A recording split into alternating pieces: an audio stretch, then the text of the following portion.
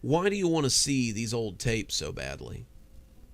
My sister said nothing, just continued to look at the screen as the snow pattered behind the glass. "You said that their value is in just owning them, so why do you need to watch them?" It was a question I should have asked before now, but I seemed to be afraid of the answer. Truth be told, I wasn't really sure I wanted to know. My mind needed to know, though, so I had asked. I don't think she was going to answer me for a minute. I thought she was just going to pop in the next tape and continue her marathon, but what she said really stuck with me. It's stuck with me ever since that night. I feel the same way about them that you do, but the apprehension and disgust I feel are nostalgic. I didn't understand these stories when I was a kid. How could I? We were poor, but you and I grew up free of strife or any of the abuse that some of the people in these shows seem to have experienced.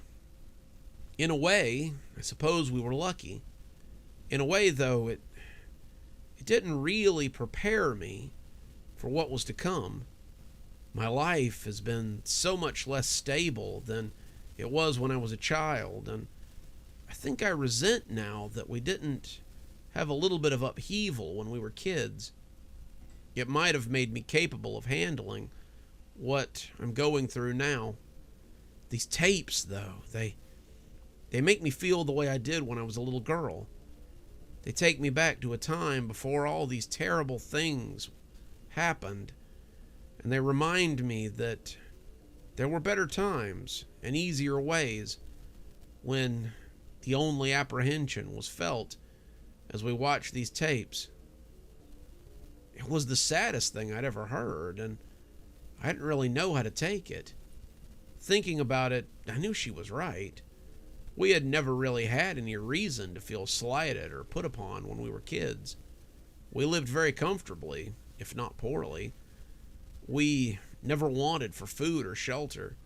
We were happy with just a few VHS tapes and a TV to watch them on. And I nodded as she took the next tape out of the box and set it up. It was Castor's Creek, a story I was very familiar with since it had been one of my favorites. Castor's Creek was about 5 Maine kids who lived in a small town and had small town problems.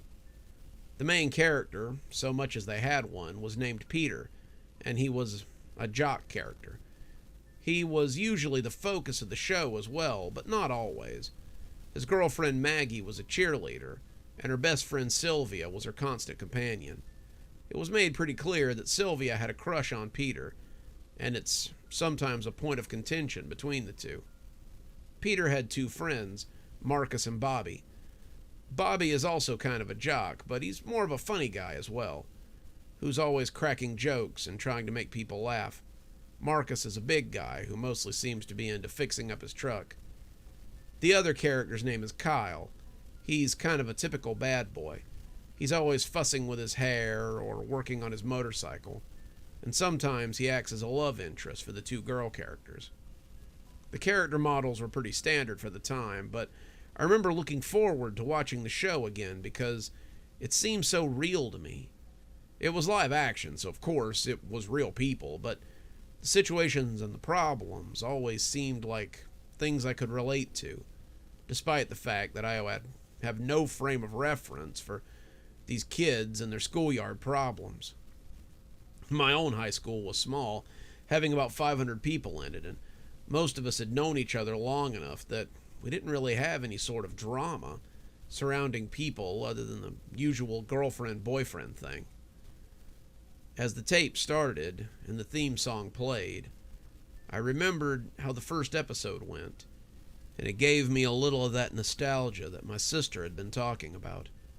The first episode started with a moving shot of the creek, a place where most of the stories seemed to take place. It wasn't a huge creek, maybe 12 feet across and just deep enough to go in up to your waist, but it was their creek, and They used it quite often as a backdrop for stories and informational dumps. The show showed very little, usually opting to tell the viewers what they needed to know. The opening speech always left me a little misty-eyed, though I couldn't say why.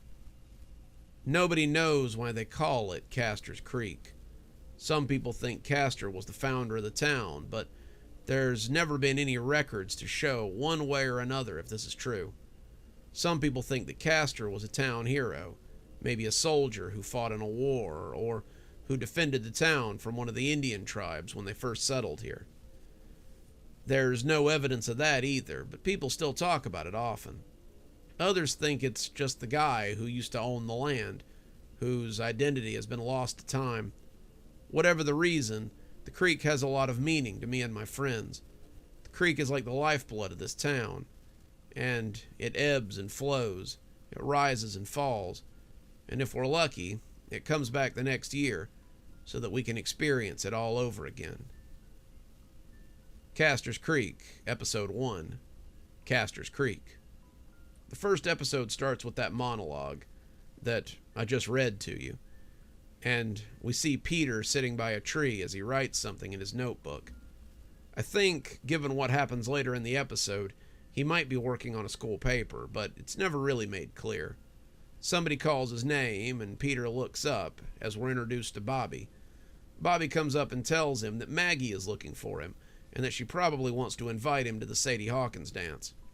Peter sighs and says that he hasn't seen her, but he's sure that she'll find him eventually. We cut to the next day, where Peter is reading his report, which is the part we heard at the start of the episode. He thanks the class, and his teacher tells him it's lovely, before taking his paper and giving him an A. The bell rings then, and we see Peter leaving his English class. Maggie stops him in the hall and asks him if he wants to go to the Sadie Hawkins dance with her. Peter tells her he'll go, and she accuses him of not being very excited about it. He says it's just another dance, so what's there to get excited about? She starts to cry a little and tells him that he could at least act like he likes her. Peter says he does like her, that he probably even loves her, but that he's just not into dances, at least not as much as she is. She leaves, not mad, but not really happy with the answer, and Peter bumps into Selena as he heads to his next class. She asks if Maggie asked him to the dance, and he said she did. She mirrors Maggie's response by telling him that he doesn't sound very excited about it, and he reiterates his answer by saying he's just not that into dances. Selena asks if he would have gone if she had asked him, and Peter says he supposed he never really thought about it. Selena asks if he would go with her instead, and Peter says he doesn't want to cause drama. Selena leaves in much the same way that Maggie did, and Peter heads off to his next class. We cut to a little bit later as Bobby and Peter are walking home, talking about their day. Bobby says he asked Jenny if she would ask him to the dance, and she agreed, but Peter seems to be having a hard time getting excited about much of anything. The episode ends with Maggie calling to apologize for being a wet blanket, and telling him that she'll see him tomorrow. Peter heads off to bed, and the episode ends. For a first episode, it was pretty okay. There were 8 episodes of Castor's Creek, but I won't go into all of them. Most of them would bore you to tears. The show was sort of like Degrassi or any other number of teenage shows full of angst and drama at the time. It was the thing I noticed on the second watch-through that caught my attention. There were a couple of different times when you could see missing posters hanging up in the town where the show was shot, and they would be the posters of the kids that were on the show. Not only that, but there weren't a lot of background characters either. The show seemed to recycle extras, which is pretty regular, and you could see the same people in the background of most shots. It was like they hadn't bothered to use the people that lived in the town for the show, and it seemed a little weird. Castor's Creek, Episode 2 and 3, Thinking of Him and Loyalty. I'm going to mix these 2 episodes because they're kind of interchangeable.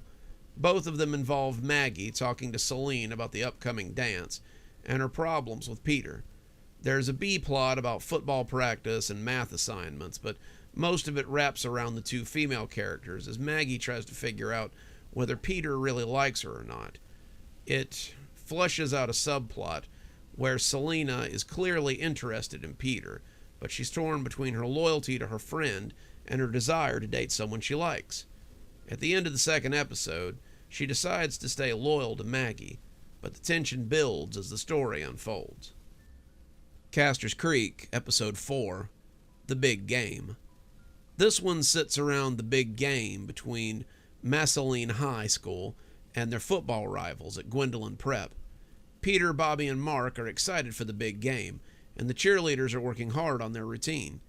Peter is still kind of torn about whether or not to stay with his girlfriend, but he puts his effort into training and tries not to think about it.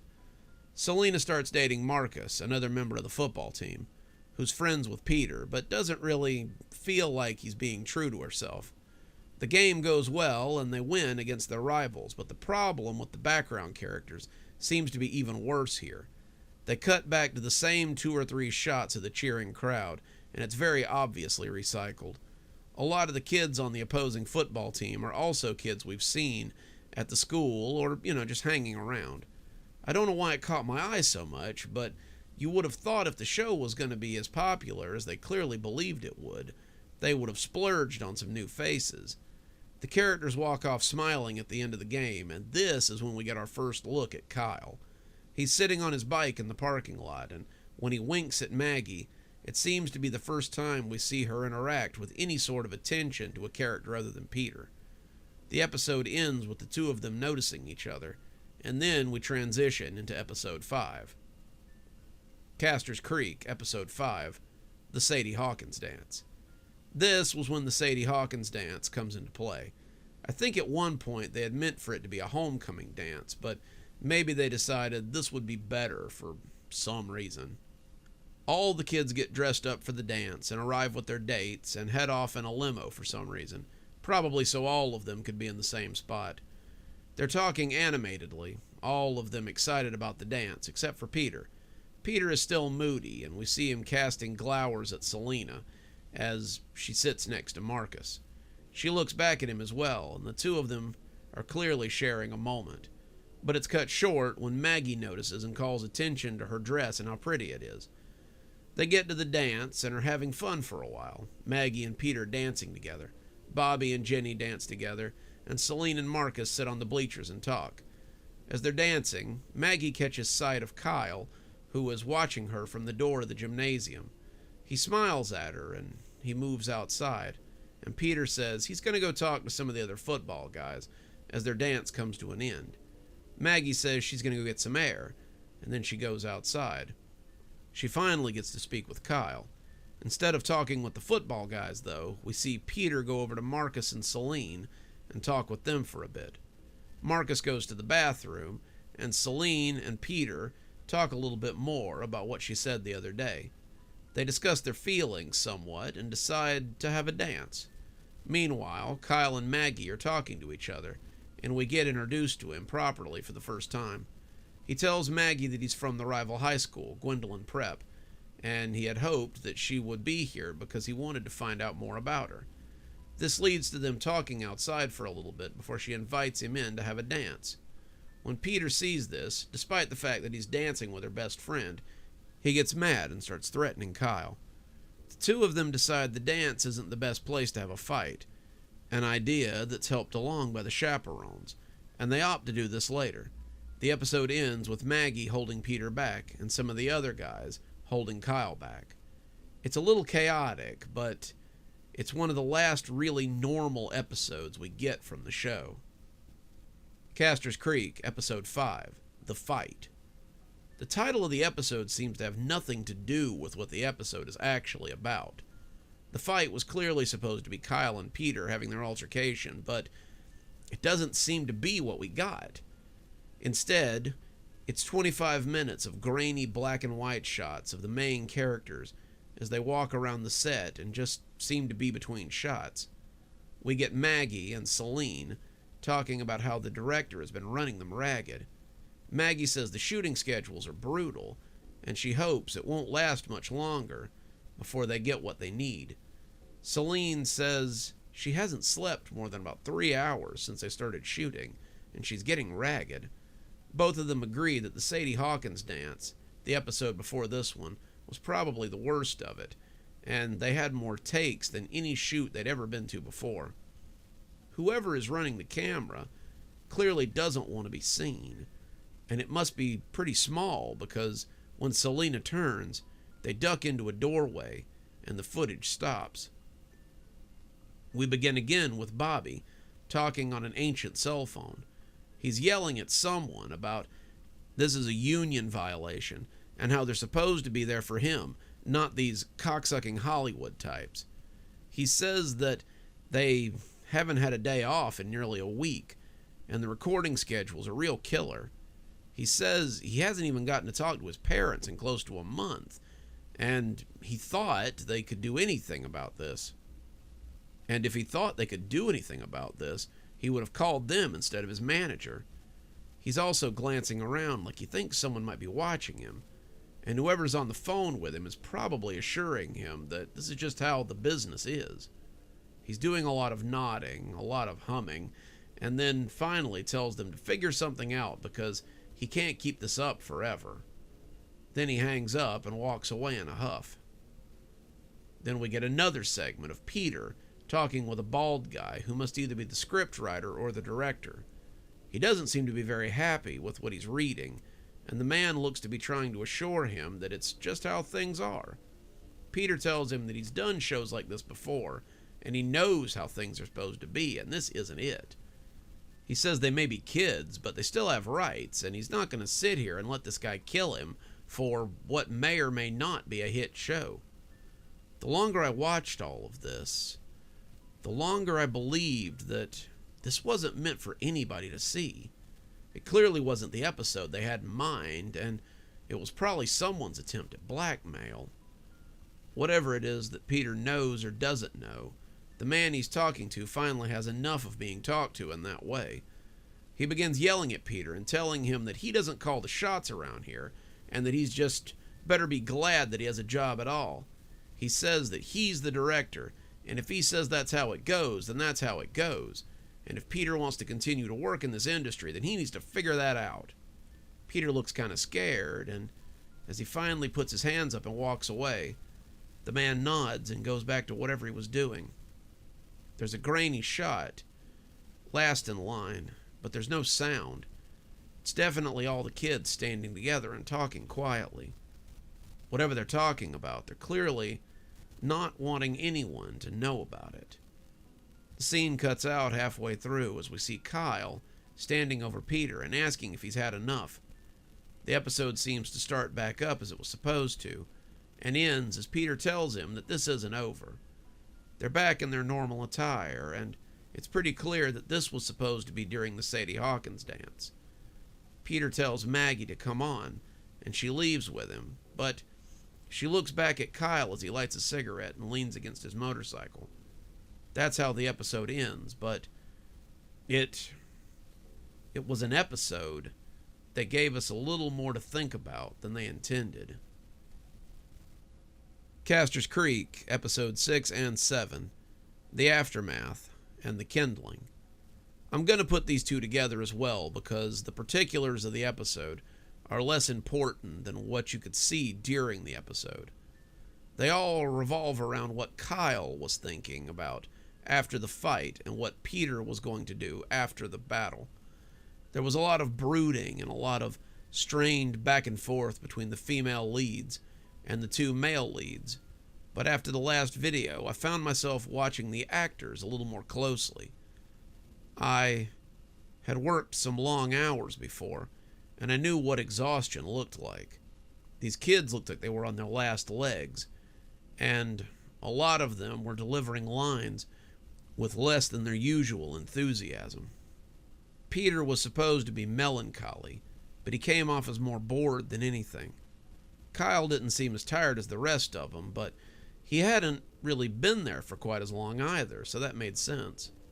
All the actors had deep bags under their eyes, and they all looked like they were just trying to get through the day so that they could lay down for a little while.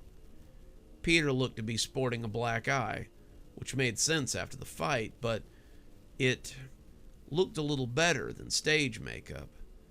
It made me think that someone might actually be racking this kid over, and I had to rewind to be sure, but I was almost certain that it had appeared in the middle of the episode. Whatever the case, Peter finally decided to tell Celine how he felt, and the two of them began talking about what they were going to do about Maggie and Marcus. Maggie also met with Kyle, and they tried to figure out what they were going to do about their burgeoning romance. They end up sharing a kiss and finish out the episode talking about what they were going to do about Peter. That brought us into episode 8, the finale, whether it was supposed to be or not. I've watched these episodes hundreds of times, but when I was younger, I always skipped over episode 8 and episode 5. They didn't really make a lot of sense, and they didn't seem to go along with the story at all. Now that I was older, it made a lot more sense why they didn't, and I watched episode 8 with new eyes. Castors Creek, episode 8, The Creek Bed. The episode begins with Peter and Maggie sitting by the creek. Peter has clearly asked her to come and meet him here, though it doesn't appear that she understands why. They're talking about their relationship, about what they should do, and it's pretty clear that the actors are tired. Peter keeps rubbing his eyes, wanting to go home so he can sleep, and his lines are barely understandable as he mumbles them. He's breaking up with her, that much is obvious, but he doesn't seem to know how to go about it, and finally, he tells the director that he needs a break. He just breaks character right in the middle of the scene and tells the director that he needs a minute to collect himself. Maggie looks fearful, but you can hear the director yelling at them off screen. He tells them to keep rolling. He tells them that they can take a break when he says they can take a break. Peter says he's had enough. He says that everyone's had enough, and they all just want to rest. The director says he doesn't care what everybody wants, and that they're going to keep doing it for as long as he says they're going to keep doing it. The camera suddenly falls to the side, and the same balding man from before steps forward and starts shoving Peter as he yells at him. He's calling him a brat, he's calling him a hack, and he's telling him he'll never work in showbiz again with this attitude. And when Peter falls into the creek, he towers over him and tells him he better keep going or he's going to drown him right here in that creek. The last shot is just Peter staring up at the man as Maggie cries, and everyone else mumbles quietly behind them. The scene ends without credits, and the tape just sort of cuts out. The two of us just sit there watching the screen, not really sure what to do. I guess, I said, as I listened to the tape rewind, there's only one more tape for us to watch, if we can find it. My sister nods, and luckily for you, as we were watching this one, I remembered where I put it. Good evening, everyone. It's me, Dr. Plague. Thank you so much for joining us for tonight's show. If you think you might like a little more spooky in your life, then please feel free to click on one of the videos we have up here.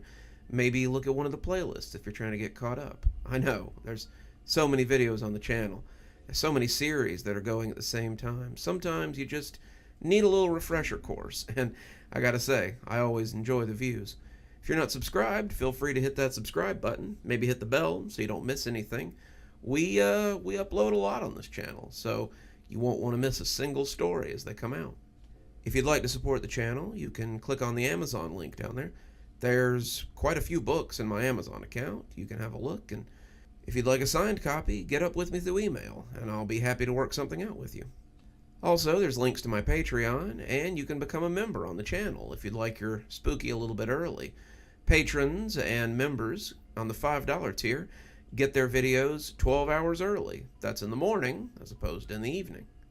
Patrons at the $10 level also get a signed copy of my book anytime I write one. Speaking of my patrons, you should see them appearing right now. Just wanted to take a minute to say how much I appreciate all of you. Patrons, subscribers, however you give to the channel. I really appreciate everything you do, and it truly touches me that you have chosen to support the channel in this way. Well, that's enough for now. Till next time, Dr. Plague, signing off. Have a wonderful evening.